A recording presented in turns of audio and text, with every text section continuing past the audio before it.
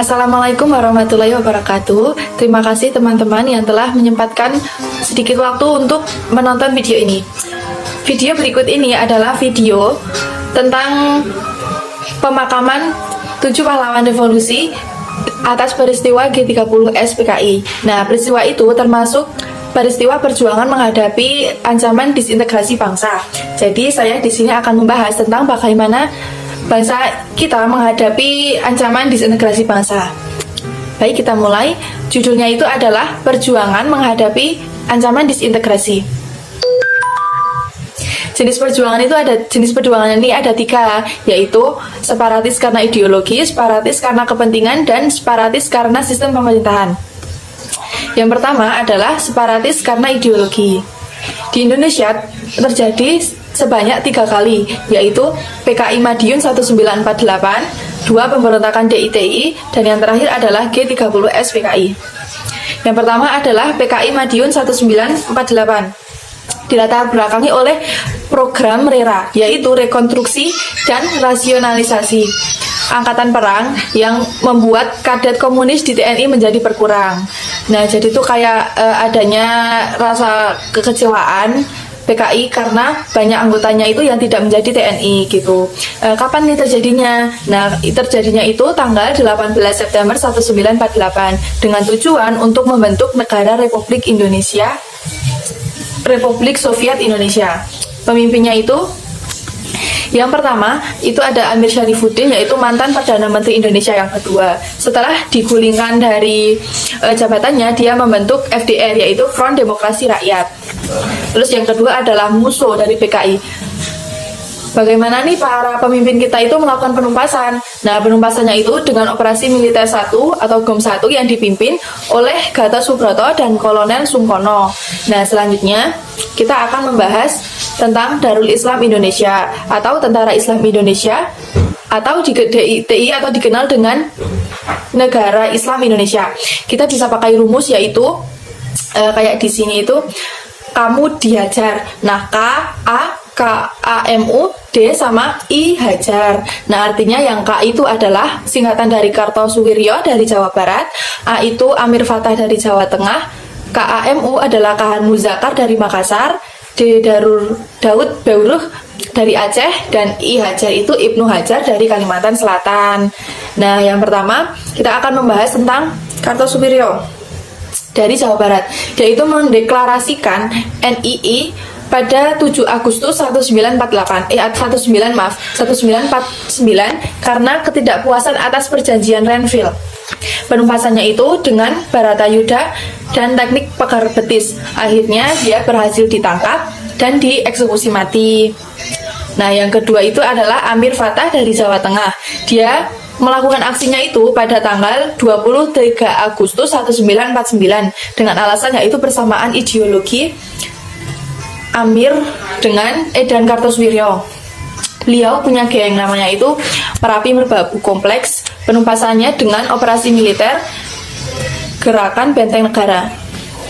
Terus yang ketiga itu Kahar Muzakar. Kahar Muzakar ini melakukan aksinya itu pada 7 Agustus 1953. Beliau punya geng namanya Komando Gerilya Sulawesi Selatan atau disingkat KGSS. Dia itu berkeinginan masuk APRIS, padahal kalau mau masukkan harus diseleksi toh. Nah, itu salah satu anggotanya itu tidak diterima sehingga dia memilih bergabung dengan DITI di bawah pimpinan Kartosuwiryo. Penumpasannya yaitu dengan operasi militer Tumpas. Terus yang keempat itu ada Daud Beuruh. Pemberontakan dilakukan pada 20 September 1953. Dilatar belakangi oleh penurunan status Aceh menjadi karisidenan di bawah Sumatera Utara pada masa pemerintahan Soekarno. Nah, penumpasannya itu dengan MKRA, yaitu Kerukunan Rakyat Aceh, yang pada akhirnya disepakati Aceh menjadi provinsi kembali. Terus yang terakhir itu ada Ibnu Hajar. Pemberontakan terjadi pada sekitar Oktober 1950. Dilatar belakangi merasa kecewa bahwa tidak semua anggota Angkatan Laut Indonesia itu masuk APRI, sehingga dia membentuk geng bernama KRYT atau Gerakan Rakyat yang Tertindas. Nah itu gengnya itu membuat onar di Kalimantan Selatan dan dibasmi dengan operasi militer pada Juli 1963 dan akhirnya DITII berhasil ditumpas oleh pemerintahan kita. Yang ketiga adalah pemberontakan G30 SPKI pada tahun 1965. Yang mana peristiwa ini sampai saat ini tuh masih menjadi misteri siapa dalang dibalik peristiwa tersebut, terutama mengenai sebenarnya. Berikut ini ada beberapa versinya. Nah, yang pertama itu ada PKI, dalangnya itu PKI menurut Nugroho Noto Susanto dan Ismail Saleh. Yang kedua, CIA menurut Peter Del Scott. Yang ketiga, adanya konflik angkatan darat menurut Benedict Anderson dan Ruth McVeigh. Yang keempat, itu Soekarno menurut Anthony Duck dan John Hughes. Yang kelima, ada Soeharto menurut Kolonel Abdul Latif. Keenam, kudeta merangkak MPRS menurut Suwoto Mulyo Sudarmo. Yang ketujuh, teori chaos atau tidak ada dalang utama. Yang kedelapan, pertemuan antara kepentingan Inggris Amerika Serikat di Malaysia menurut Greg Paul Grant. Nah ini ada tokoh 7 pahlawan revolusi yang dimasukkan ke dalam sumur di lubang buaya, yaitu siapa saja nih? Yaitu Maijen Sutoyo, Siswo Miharjo, Lejen R. Suprapto, Lejen S. Parman, Lejen M.T. Haryono, Jenderal Ahmad Yani, Maijen D.I. Panjaitan, dan Kapten Pierre Tendean. Nah yang kedua ini adalah separatis karena kepentingan. Yang pertama itu APRA atau Angkatan Perang Ratu Adil, dilakukan di Bandung. Nah, dilatar belakangi oleh memanfaatkan kepercayaan rakyat di Indonesia kepada ramalan Jayabaya bahwa akan datangnya Ratu Adil gitu, pemimpin yang membawa kemakmuran, dengan tujuan ingin mempertahankan Pasundan sebagai negara federal dan APRA sebagai tentara negara Pasundan. Kapan ini terjadinya? Nah, terjadinya itu tanggal 23 Januari 1950 dengan pemimpin Raymond Westerling dan Sultan Hamid II. Penumpasannya itu dengan operasi militer pada tahun 1950. Terus yang kedua adalah pemberontakan Andi Aziz. Dilatar belakangi oleh menolak kedatangan APRIS dari unsur TNI. Tujuannya itu untuk mempertahankan negara Indonesia Timur atau NIT. Kapan terjadinya? Yaitu Maret sampai April 1950, terjadinya di Makassar. Pemimpinnya Andi Aziz dan penumpasannya operasi militer yang dipimpin oleh Kolonel A.E. Kawilarang pada 15 April 1950. Terus yang ketiga adalah RMS atau Republik Maluku Selatan.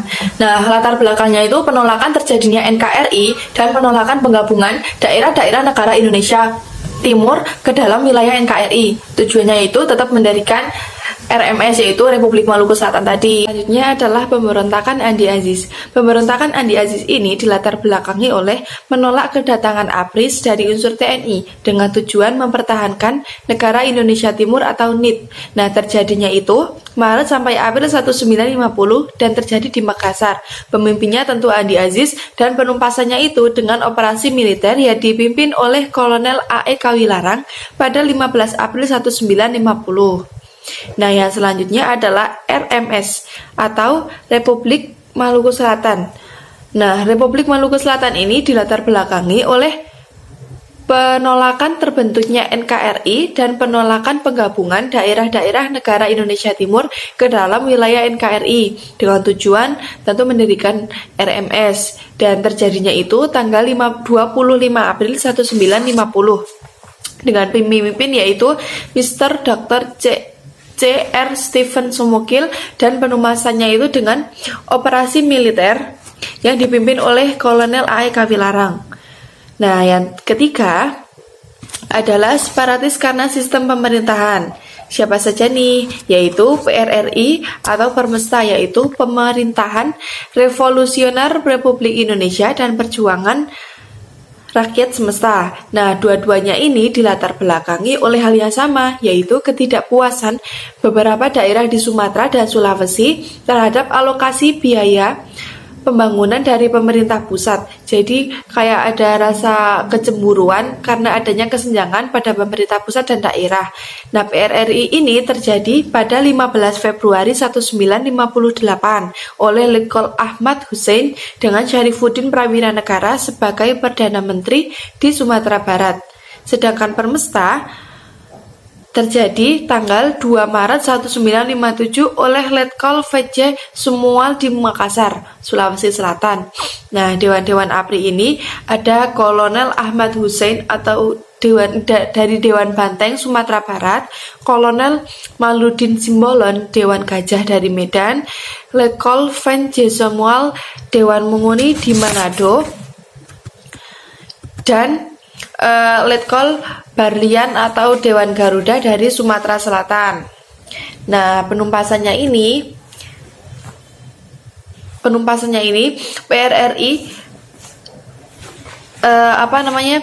dilakukan dengan operasi 17 Agustus yang dipimpin oleh Letkol Ahmad Yani, dan Permesta itu dilakukan dengan operasi Merdeka yang dipimpin oleh Letkol Rukmito Haji.